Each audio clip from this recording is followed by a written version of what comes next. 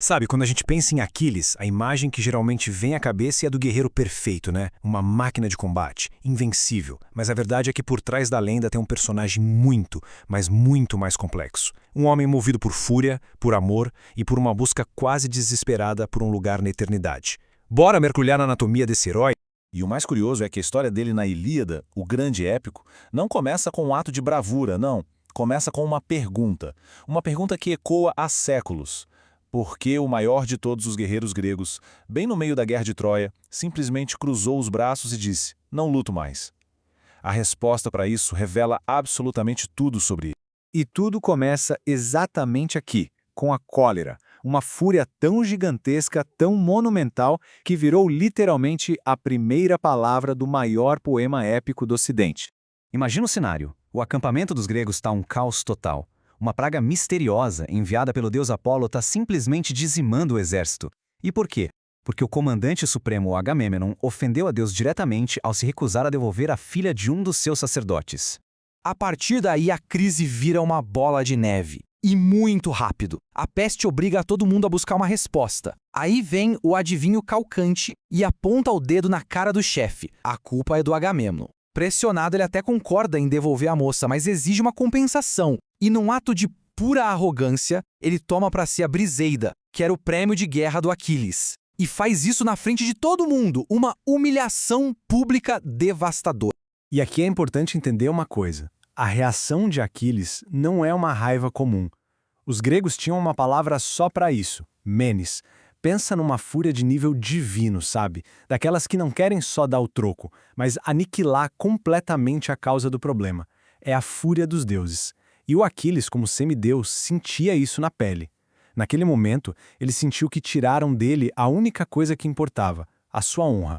E então, quando ele se retira da batalha, não é só birra. Ele está provando um ponto de forma brutal. Sem ele, a viga mestra, a estrutura toda do exército grego, ia desabar. E foi exatamente isso que começou a acontecer. Mas para a gente entender a profundidade de uma fúria como essa, a gente precisa voltar um pouquinho no tempo e ver como esse semideus foi forjado.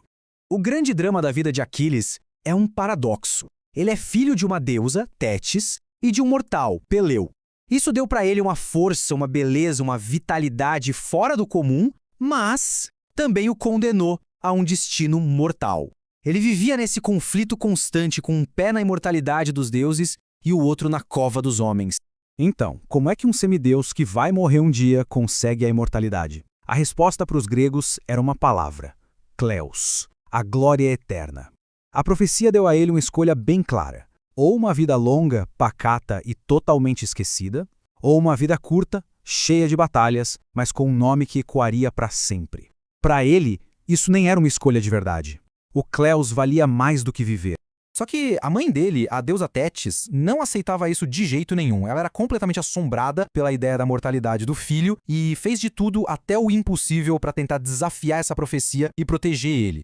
E aqui a gente tem as duas tentativas mais famosas dela. Primeiro, ela tentou queimar a parte mortal do Aquiles bebê no fogo, enquanto passava nele ambrósia, a comida dos deuses. Mas o marido mortal dela viu a cena, ficou apavorado e a interrompeu. Frustrada, ela partiu para o plano B, mergulhar o filho no rio Estige, lá no submundo, que deixava o corpo invulnerável. O detalhe é, para mergulhar o bebê na água, ela teve que segurá-lo por algum lugar, e ela o segurou pelo calcanhar. Essa metáfora aqui resume perfeitamente o resultado. O corpo de Aquiles se tornou uma fortaleza, quase impenetrável, mas com uma falha.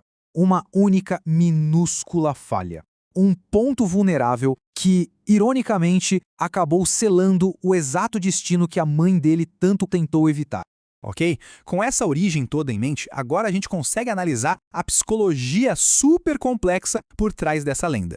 A jornada emocional do Aquiles na Ilíada é uma verdadeira montanha-russa. A morte de Patroclo, seu amigo de infância, seu companheiro mais próximo, a pessoa que ele mais amava no mundo, transforma aquela cólera inicial contra o Agamenon numa fúria cega, sanguinária contra Heitor.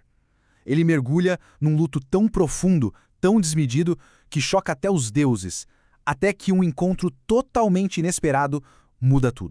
E não tem como negar, Aquiles era de uma ferocidade absurda. Ele era tão impulsivo que quase matou Agamemnon em público e só não o fez porque a deusa Atena apareceu e o segurou. O luto dele não tinha limites. Ele arrastava o corpo de Heitor pelo acampamento dia após dia. As fontes descrevem ele como alguém sem piedade, uma verdadeira força da natureza. Mas aí, bem no clímax da história, acontece algo extraordinário. Príamo, o velho rei de Troia, pai de Heitor, vai sozinho, no meio da noite, até a tenda de Aquiles para implorar pelo corpo do filho. E quando Aquiles olha para a dor daquele pai, ele vê um reflexo do próprio pai, Peleu. E naquele momento, a fúria se quebra. E por um instante, o que a gente vê é uma humanidade terna e profunda. E então, qual é o legado que essa fúria toda nos deixa? No fim das contas, o que Aquiles realmente representa? Essa analogia é perfeita para resumir essa dualidade. Aquiles é como uma força da natureza, uma avalanche de fúria e de dor que destrói tudo pelo caminho. Mas essa força toda nasce de algo puro, um senso de honra ferido, um amor profundo e a dor universal que é a perda de alguém. No final, a questão fica no ar. Aquiles era o herói invencível definido por sua força na batalha? Ou era um homem profundamente trágico definido por suas falhas e suas emoções que o dominavam? Talvez a verdadeira força dele não estivesse na sua pele impenetrável, mas justamente naquele único ponto vulnerável, aquele que o tornava, acima de tudo, humano.